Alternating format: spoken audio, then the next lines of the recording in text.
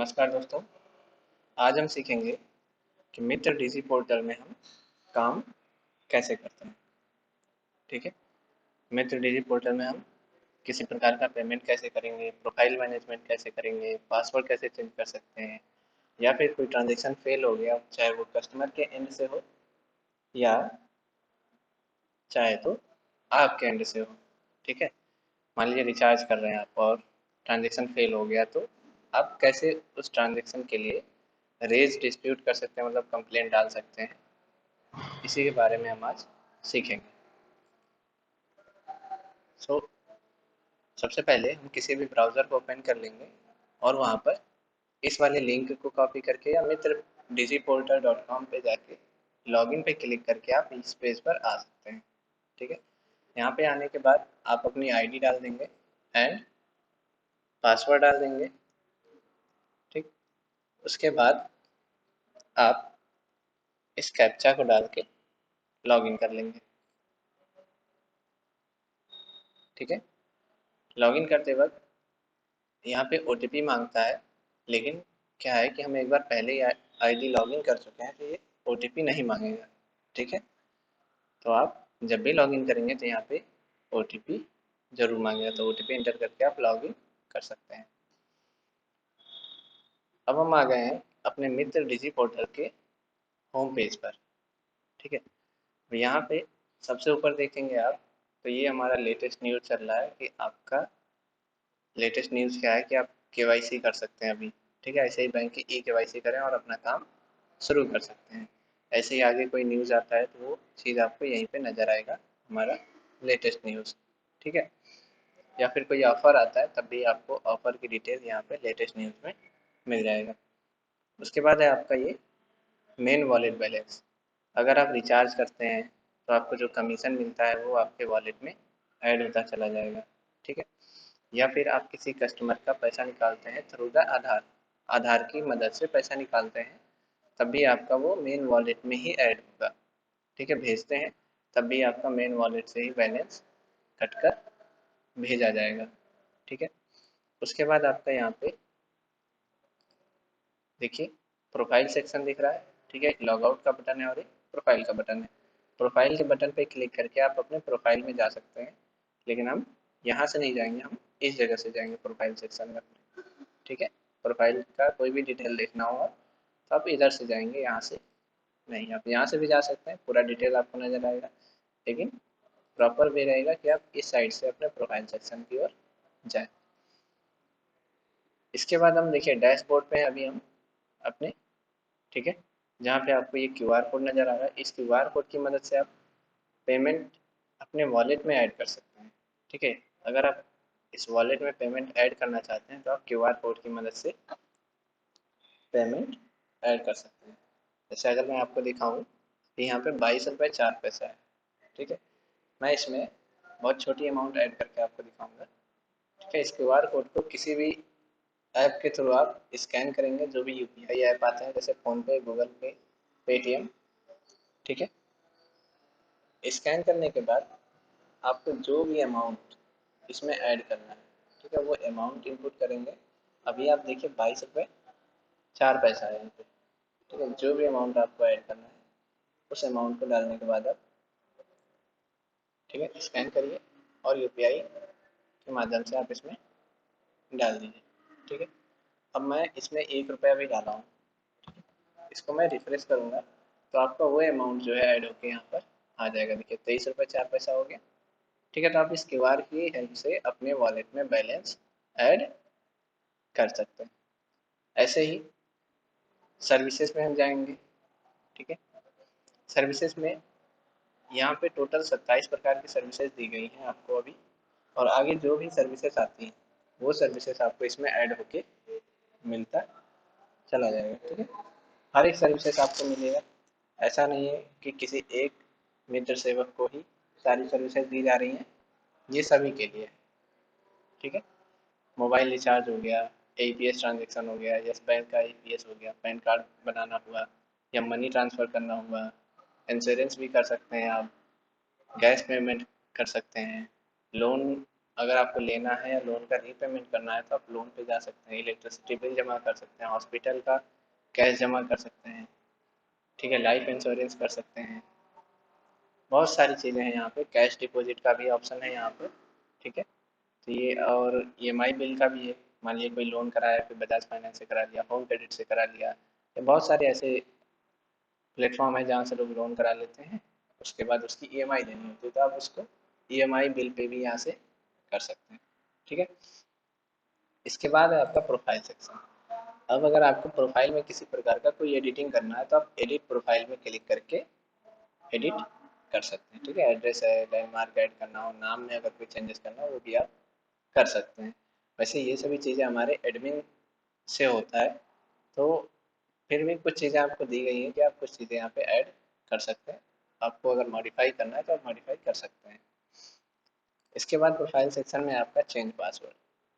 अभी आपको जो पासवर्ड मिला होगा वो डिफ़ॉल्ट मिला होगा, जो कि डिफ़िकल्ट होगा आपको याद करने में। तो अगर आप पासवर्ड चेंज करना चाहते हैं तो आप प्रोफाइल सेक्शन में जाके चेंज पासवर्ड पे क्लिक करके यहाँ पर पासवर्ड अपना डाल देंगे, जो करंट है अभी का जो पासवर्ड है वो डालेंगे, फिर नया पासवर्ड जो आप बनाना चाहते हैं वो पासवर्ड यहाँ पे डाल देंगे, फिर उसी पासवर्ड को यहाँ पे कंफर्म करके वेरीफाई कर देंगे, पासवर्ड आपका चेंज हो जाएगा। नेक्स्ट ऑप्शन यहाँ पे देखेंगे रिकवर पासवर्ड का ऑप्शन, ठीक है। रिकवर पासवर्ड का ऑप्शन क्या है कि ये आपका लॉगिन होने के बाद ही दिखता है। मान लिया आप पासवर्ड आपको नहीं आता लेकिन आपका आईडी लॉगिन है, तो आप रिकवर पासवर्ड पे जाके देख सकते हैं कि हमारा पासवर्ड क्या है, जहाँ पर आपको आपका नाम दिखेगा, पासवर्ड दिखेगा और ट्रांजेक्शन पिन भी आपको दिख जाएगा, ठीक है। फिर है आपका यहाँ पे लॉगिन डिटेल्स ऑप्शन, ठीक है। लॉगिन डिटेल क्या होता है कि अब मान लिया आपका आईडी जो है एक से दो सिस्टम में लॉगिन है, कहाँ कहाँ पर लॉगिन है आप इस लॉगिन डिटेल में जाके देख सकते हैं, या सिस्टम में किस जगह पर आपका आईडी लॉगिन हुआ, किस टाइम पे और कहाँ कहाँ पर लॉगिन हुआ, तो वो चीज़ें आपका टोटल डिटेल यहाँ पे रहेगा। फिर है चेंज पिन। अब चेंज पिन का ऑप्शन क्या है? चेंज पिन का ऑप्शन है कि आपका ट्रांजेक्शन पिन, अभी तक आपके पास जो भी ट्रांजेक्शन पिन गया होगा वो डिफ़ॉल्ट है, ठीक है, मैसेज के माध्यम से। अगर आप उसको भी चेंज करना चाहें तो यहाँ पे सुविधा दी गई है कि आप ट्रांजेक्शन पिन भी चेंज कर सकते हैं, ठीक है। उसके बाद है चेंज मोबाइल नंबर। अगर आप अपना मोबाइल नंबर बदलना चाहते हैं तो चेंज मोबाइल नंबर पे जाकर आप अपना मोबाइल नंबर डालेंगे, फिर उसको वेरीफाई करेंगे और ओटीपी डाल के चेंज कर सकते हैं, ठीक है। उसके बाद है आपका रिपोर्ट्स का ऑप्शन। अब रिपोर्ट्स में पहला है आपका इंश्योरेंस इन्वॉल्वमेंट रिपोर्ट। अगर आप किसी प्रकार का इंश्योरेंस करते हैं तब आप इंश्योरेंस वाला रिपोर्ट जो है सेलेक्ट करके इंश्योरेंस का रिपोर्ट देख सकते हैं, ठीक है। जो भी इंश्योरेंस होगा आपका, जो आप करेंगे अपने माध्यम से, उसका रिपोर्ट आपको इंश्योरेंस इन्वॉल्वमेंट रिपोर्ट में मिलेगा। अब ऑल रिपोर्ट्स क्या है? ऑल रिपोर्ट में आपको जितने भी आप कार्य करते हैं, चाहे रिचार्ज हो गया, चाहे एपीएस ट्रांजेक्शन हो गया, या कोई बिल पेमेंट हो गया, मनी ट्रांसफ़र हो गया, सभी प्रकार के रिपोर्ट्स आप यहाँ पर देख सकते हैं। आप जिसको सेलेक्ट करेंगे, मनी ट्रांसफ़र सेलेक्ट करेंगे मनी ट्रांसफ़र दिख जाएगा, एपीएस सेलेक्ट करेंगे एपीएस का दिख जाएगा, ठीक है।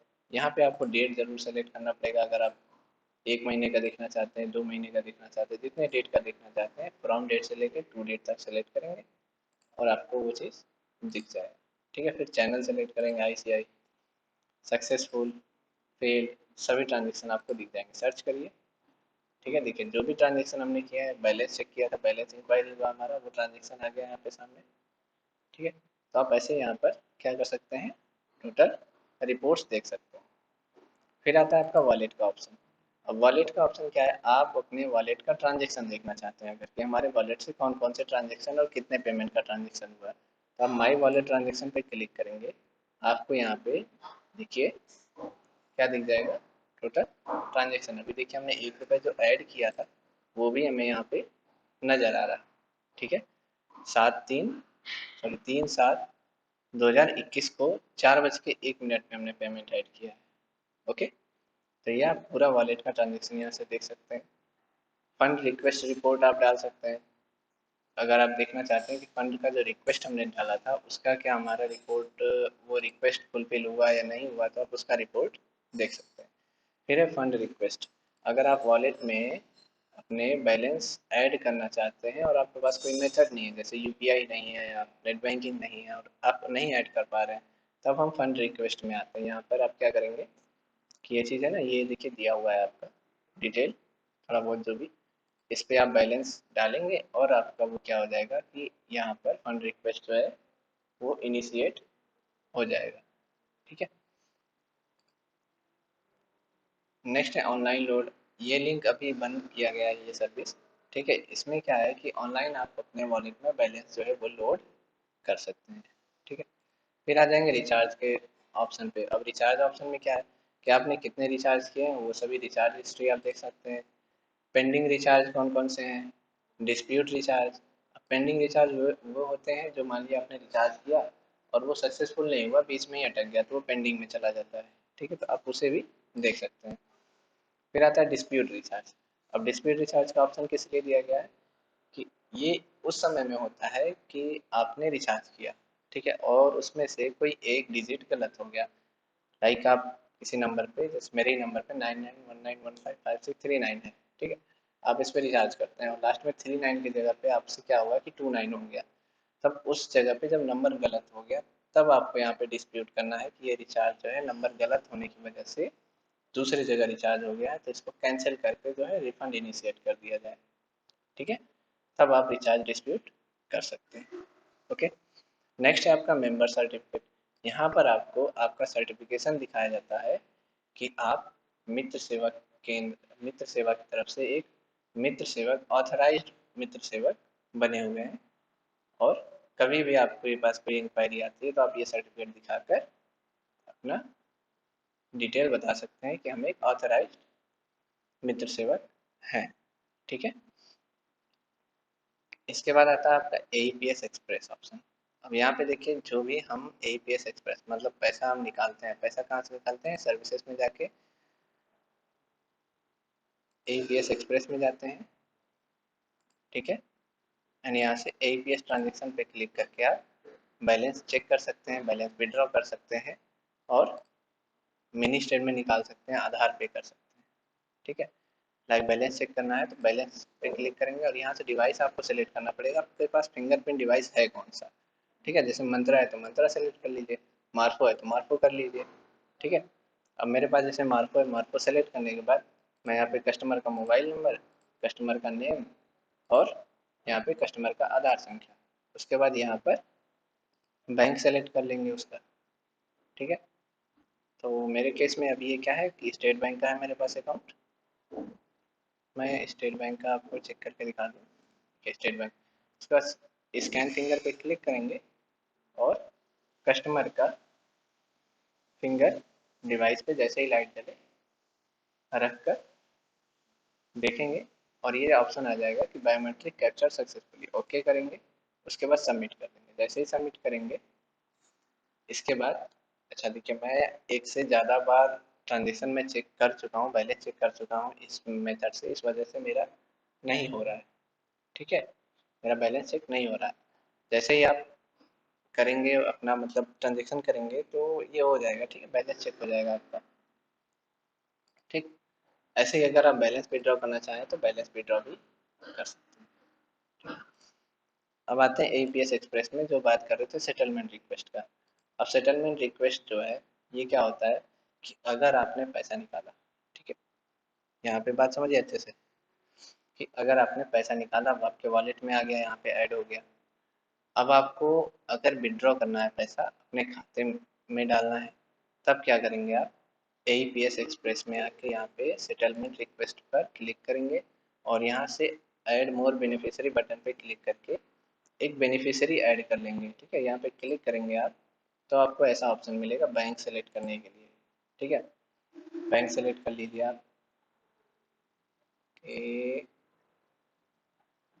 लाइक मैं अभी यहाँ पे देखिए करूँगा। ठीक है, पेटीएम पेमेंट बैंक कर लेते हैं अभी। Okay, Paytm payment bank, IFC code अपने आप आ जाएगा। और अगर आप अकाउंट नंबर डालते हैं, ठीक है, अपना अकाउंट नंबर डाल दिए, ठीक है, और अगर आप ये नाम नहीं डालना चाहते, अकाउंट होल्डर का नाम आप नहीं डालना चाहते हैं, ठीक है, तो आप वेरीफाई पे क्लिक करेंगे तो ये 4 रुपये आपसे चार्ज लेगा, आपके वॉलेट से 4 रुपये काट के, और अकाउंट को वेरीफाई कर देगा कि ये किसके नाम पर खाता है। तो अभी मैं आपको दिखा रहा हूँ, ठीक है। 4 रुपये ये कटेगा, ओके करूँगा, तो ये देखिए यहाँ पे नाम अपने आप आ जाएगा थोड़ी देर में, ठीक है। किसके नाम पे खाता है ये अपने आप आ जाएगा, देखिए उत्तम प्रसाद के नाम से है, ठीक। तो ये क्या हुआ कि अकाउंट जो है आपका वेरीफाई हो गया कि इनके नाम पर है, ठीक। अब कस्टमर को भी पूरी तरीके से यकीन हो जाएगा कि हाँ मेरा खाता है, आप पैसा इस पे भेज सकते हैं, ठीक है। अब ये हो गया। अब मैं तो पहले ऐड कर चुका हूँ, तो यहाँ पे सबमिट करने की ज़रूरत नहीं है। फिर से मैं बैक आऊँगा यहाँ पे एपीएस एक्सप्रेस में, और यहाँ पर जिस भी खाते में पैसा भेजना है, ठीक है, लाइक पेटीएम पेमेंट बैंक वाले में या स्टेट बैंक वाले में, जो भी बेनिफिशियरी जिसको भी पैसा भेजना, उसके व्यू डिटेल पे क्लिक करेंगे। देखिए अभी यहाँ पे अकाउंट तो शो नहीं कर रहा है, यहाँ पे शो कराने के लिए क्या करेंगे, हम व्यू डिटेल पे क्लिक करेंगे। जैसे व्यू डिटेल पे क्लिक करेंगे, ये चीज़ आपका यहाँ पे विजिबल होने लगेगा। अब जितना आपको पेमेंट भेजना है, ठीक है, अभी आपके करंट वॉलेट में 19 रुपये है मात्र, ठीक है। अब आपको जितना भी अमाउंट भेजना है, लाइक आपको 25,000 रुपये भेजना है या 10,000 रुपये भेजना है, आप उतना इनपुट करके आप क्या करेंगे, बाहर कहीं भी क्लिक करेंगे तो आपका कितना ट्रांजेक्शन चार्ज लग रहा है वो यहाँ पे आ जाएगा, ठीक है। फिर सबमिट पे क्लिक कर देंगे तो क्या होगा, आपका पेमेंट जो है वो सेटल हो जाएगा बैंक में, ओके, ठीक है। ये हो गया आपका एपीएस सेटलमेंट। अब एपीएस सेटलमेंट रिपोर्ट क्या होता है, आपने जितना भी पैसा यहाँ से भेजा है, ठीक है, उसका रिपोर्ट अगर आपको दिखना है, तब आप एपीएस सेटलमेंट रिपोर्ट में जाकर देख सकते हैं। फिर क्या है, एक्सप्रेस ट्रांजेक्शन रिपोर्ट। अब एक्सप्रेस ट्रांजेक्शन रिपोर्ट क्या है कि आपने जो भी ट्रांजेक्शन किया है अभी, आईसीआई बैंक एपीएस वाला जो यहाँ से किया था, डैशबोर्ड पे जा, सॉरी सर्विसेज में जाएंगे, सर्विसेज में ये देखिए एपीएस एक्सप्रेस है, यहाँ से आप जो भी ट्रांजेक्शन करेंगे उस ट्रांजेक्शन का रिपोर्ट आपको यहाँ पे मिलेगा एक्सप्रेस ट्रांजेक्शन रिपोर्ट में, ठीक है। और अगर आप वहीं से मिनी स्टेटमेंट निकालते हैं, ठीक, तो उसका भी आपको रिपोर्ट यहाँ पे मिल जाएगा, ठीक है, कि आपने कितने मिनी स्टेटमेंट निकाले, ठीक है। फिर क्या है, आपका आधार पे में अगर आप आधार पे के थ्रू पेमेंट किसी को भेजे हैं तो उसका रिपोर्ट आपको मिलेगा एपीएस के अंदर आधार पे ऑप्शन के अंदर, ठीक है, ओके। अब देखिए यहाँ पे आईडी कार्ड का ऑप्शन है। अब आईडी कार्ड, ये आपका आईडी कार्ड बन के आ जाता है, ठीक। अब ये आईडी कार्ड क्यों दिया जा रहा है, ये आईडी कार्ड इसलिए दिया जा रहा है कि मान लीजिए आप कहीं, आपका दुकान जो है यहाँ पर किसी लोकेशन पे है, ठीक है, और आप दूसरे गांव में या तीसरे गांव में जाकर ट्रांजेक्शन करना चाहते हैं, ठीक है। ये किसी का इमरजेंसी, आप उसके घर जाके ट्रांजेक्शन करना चाहते हैं, तो आप ये आईडी कार्ड का उपयोग करके वहाँ पर जा सकते हैं। और कोई भी कभी कभी इंक्वायरी भी आती है तो आप इस आईडी कार्ड को दिखा सकते हैं और कह सकते हैं कि आप एक मित्र सेवक हैं, जो कि मित्र सेवा डिपार्टमेंट द्वारा दिया गया है, ठीक है। मित्र सेवा प्राइवेट कंपनी के अंडर में वर्क करती है, ठीक है। तो ये आपका एक प्रूफ है, एक आइडेंटिटी है कि आप मित्र सेवक हैं, ओके। अब आ जाएंगे हम कंप्लेंट सिस्टम में, ठीक है, कि कंप्लेन क्या होता है। कंप्लेन होता है आपका कि आपके अंदर, ठीक है, आपके मित्र सेवक डीजी पोर्टल के अंदर अगर किसी प्रकार का कोई एरर जनरेट हो जाता है पैसा निकालते वक्त या पैसा भेजते वक्त, तब आप कंप्लेंट सिस्टम का प्रयोग करेंगे, ठीक है। तो कंप्लेंट सिस्टम का प्रयोग कैसे होगा कि आप ऐड न्यू कंप्लेंट पे आएंगे, ठीक है। अब यहाँ से आपको सेलेक्ट करना है कि आप किस प्रकार का दिक्कत हुआ है आपको, ठीक है। लाइक आप पैसा निकाल रहे थे और कस्टमर के खाते से पैसा कट गया और आपके वॉलेट में ऐड नहीं हुआ, ये आपकी ये एक प्रॉब्लम हो गया। दूसरा प्रॉब्लम क्या हो गया कि मान लीजिए आप पैसा भेज रहे थे किसी कस्टमर को और आपके वॉलेट से कट गया और कस्टमर के खाते में नहीं गया, तब आपको दिक्कत होगी। तो वहाँ की उस प्रॉब्लम को भी आप डिस्प्यूट कर सकते हैं। या आप रिचार्ज कर रहे हैं और रिचार्ज करते वक्त भी कोई दिक्कत आ गई, तो बैलेंस आपके वॉलेट से कट गया, नंबर भी सही है और रिचार्ज नहीं हुआ, तब आप रेज यहाँ पे कंप्लेंट डाल सकते हैं कि ये इश्यू है हमारा, और इतने अमाउंट का ये रिचार्ज था या सेटलमेंट था या हमारा एईपीएस ट्रांजैक्शन था, ठीक है। तो उसको आप एंटर करके यहाँ से कंप्लेंट दे सकते हैं। फिर हमारी टीम उस पर वर्क करेगी, और अगर लीगल होता है, सभी चीज़ें सही होते हैं, तो आपका पेमेंट क्या होगा, वो रिफंड कर दिया जाएगा आपके वॉलेट में। ठीक है, विद इन 7 डेज, 7 दिन के अंदर में आपका जो भी पेमेंट है वो रिटर्न हो जाएगा। ठीक है, अब एक कंप्लेंट मैं यहाँ से देख लूँगा कि एईपीएस विड्रॉल पे चले जाते हैं जैसे। ठीक है, एईपीएस विड्रॉल का इश्यू था, अमाउंट था हमारा 10,000 रुपये। ठीक है, डेट यहाँ पे सेलेक्ट कर लेंगे कि किस डेट को ट्रांजेक्शन हुआ था, तो मैं ले लेता हूँ यहाँ पे कि 30 तारीख को हुआ था। ठीक है, आरआरएन नंबर, ट्रांजेक्शन नंबर, जब भी आप कुछ भी आप ट्रांजेक्शन करते हैं, पेमेंट निकालते हैं, तो एक नंबर आपका जनरेट हो जाता है, ट्रांजेक्शन नंबर। ठीक है, वो आप यहाँ पे कॉपी करके डालेंगे, वो आपको मिल जाएगा AEPS express, AEPS settlement report के अंदर मिल जाएगा। ठीक है, अगर आप यहाँ से नहीं मिले तो आप यहाँ वॉलेट से भी निकाल सकते हैं, माई वॉलेट ट्रांजेक्शन या रिपोर्ट से भी ऑल रिपोर्ट में जाके निकाल सकते हैं। ठीक है, फिर बैंक का नाम डाल देंगे, नंबर आप टोकन, ये टोकन नंबर आप जनरेट भी कर सकते हैं। ठीक है, अब कस्टमर, कितने कस्टमर आपके पास आए वो टोकन आप जनरेट कर सकते हैं, नहीं तो आपको यहाँ पे रिपोर्ट्स में भी मिल जाएगा। ठीक, ओके, ये सारे डिटेल डालने के बाद आप यहाँ से पूरा कैसे क्या हुआ वो पूरा डिस्क्रिप्शन यहाँ पे देंगे। उसके बाद अगर आपके पास फ़ोटो है उसका, ठीक, तो आप उस फ़ोटो को अटैच करके सबमिट कर देंगे। ठीक है, फिर ये आपका रेट जो है वो डिस्प्यूट हो जाएगा और यहाँ तक अथॉरिटी तक पहुँच जाएगा, और उस पर वर्किंग करके आपका जो भी पेमेंट होगा, जो भी सही निर्णय होगा, वो आपको कंप्लेन सिस्टम के अंदर कंप्लेन लिस्ट में मिल जाएगा कि उस पर क्या निर्णय लिया गया है। ठीक है, उसके बाद है आपका शॉपिंग का ऑप्शन। शॉपिंग के ऑप्शन में क्या है कि यहाँ पर मान लीजिए आपको पीओएस मशीन या माइक्रो एटीएम खरीदना है। ठीक है, या मंत्रा का डिवाइस खरीदना है, फिंगरप्रिंट डिवाइस खरीदना है, तो आप यहाँ शॉपिंग सेक्शन में जाके आप उसको ऑर्डर कर सकते हैं। ठीक है, उसके बाद क्या है आपका पीओएस वॉलेट। ठीक है, पीओएस का मतलब क्या होता है, पॉइंट ऑफ सेल वॉलेट। अब ये आपकी स्वाइप मशीन होती है, ठीक है, जिससे आप ट्रांजेक्शन करते हैं, तो उसका भी रिपोर्ट्स आप यहाँ पे देख सकते हैं कि हम उस मशीन से, फर्स्ट मशीन से कितना ट्रांजेक्शन किए हैं और कब कितना ट्रांजेक्शन किए हैं, पूरी रिपोर्ट्स आप पूरी समरी निकाल सकते हैं यहाँ से। ठीक है, पीएस ट्रांजेक्शन रिपोर्ट में आपको ट्रांजेक्शन दिखेगा, और यहाँ पे सेटलमेंट में आपका जो भी आपने पेमेंट निकाला वो आप सेटल कर दिए, भेज दिए हैं दूसरे खाते में या अपने खाते में, वो आपको सेटलमेंट में दिख जाएगा। तो ये था आपका टोटल मित्र सेवक का डैशबोर्ड।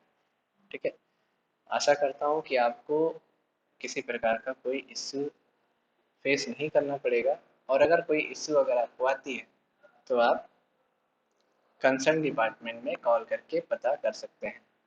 ठीक है, या आप हमें मेल भी कर सकते हैं, जो भी हमारा मेल है उस पर। ठीक, जल्द से जल्द आपको सॉल्यूशन प्रोवाइड करा दिया जाएगा। धन्यवाद।